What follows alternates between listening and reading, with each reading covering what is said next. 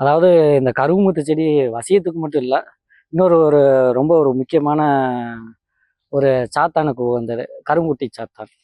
கருங்குட்டி சாத்தானுக்கும் பார்த்தீங்கன்னா இந்த கருகுமுத்து செடி ரொம்ப உகந்தது.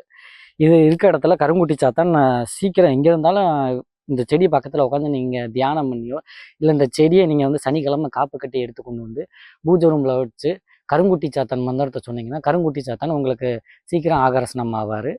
அப்புறம் பார்த்தீங்கன்னா இந்த செடி, இதோட வேர், பூவு இது எல்லாத்தையும் சேர்த்து நல்லா மையாக அரைச்சி நீங்கள் குரலியையும் வசப்படுத்தலாம். இப்போ குரலியை வச்சு நீங்கள் ஜாலங்கள் பண்ணுறது இந்த மாதிரி வேலைகளுக்கு பார்த்தீங்கன்னா அதுக்கும் இந்த கருவுமத்து செடி பார்த்தீங்கன்னா ரொம்ப ஒரு மகத்துவம் வாய்ந்த செடி. அது மட்டும் இல்லை, இது கூட பார்த்தீங்கன்னா அது பொம்மைக்காய் அப்படின்னு சொல்லக்கூடிய இந்த செடியெல்லாம் நம்ம ரோட்டோரத்தில் பார்த்துருக்கோம். சின்ன வயசில் அதில் ஒரு காய் மாதிரி இருக்கும், அந்த காயை பிச்சோம்னா உள்ள பொம்மை மாதிரி இருக்கும். இது பார்த்தீங்கன்னா இந்த செடி இது பார்த்தீங்கன்னா இந்திரஜாலம் மகேந்திரஜாலம் அப்படின்னு சொல்லக்கூடிய அந்த மை தயாரிக்கிறதுக்கும் இந்த செடியும் அதில் ஒரு மூலப்பொருள்.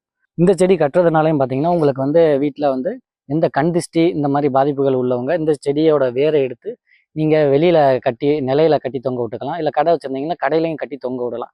இதெல்லாம் நீங்கள் எந்த மந்திரமும் எந்த கோயிலுக்கும் போய் சாமி கும்பிட தேவையில்லை. ஏன்னா இந்த பொம்மைக்காய் செடிக்கு பார்த்தீங்கன்னா அந்தளவுக்கு கண் திஷ்டியை போக்கக்கூடிய ஒரு சக்தி இருக்குது.